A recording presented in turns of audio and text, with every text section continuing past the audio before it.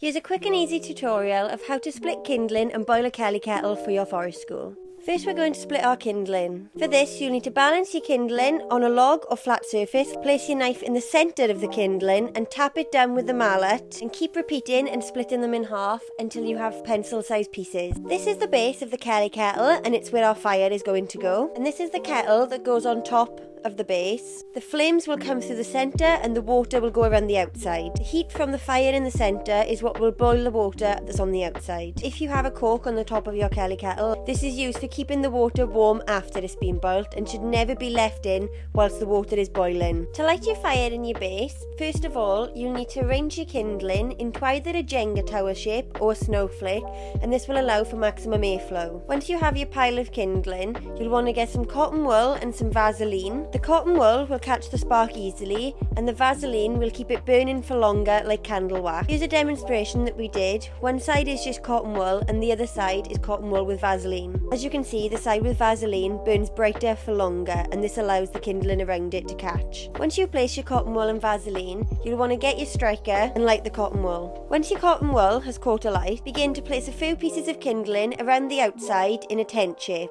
Once again, this is a great shape for the airflow. Now that you have a fire in your base, it's time to fill the Kelly Kettle. You'll want to pour water in the front hole until it's almost leaking out of the top. This will help you later to know when the kettle is done. With a fire glove, it's now time to put the kettle on top of the flame. You'll want to continuously monitor the kettle and consider the fire triangle throughout, as you may need to add more fuel by dropping a few pieces of kindling through the top, increasing the airflow to the vent in the bottom if the flame goes out. You'll know your water is boiled when the water starts to bubble out of the hole. Then it's time to pop on your fire glove and take the kettle off the fire. To be poured straight into your cup or into a hot water flask. And with a cuppa in your hand, it's the perfect time to watch more forest school tutorials by subscribing to us at Deer Valley Woodland.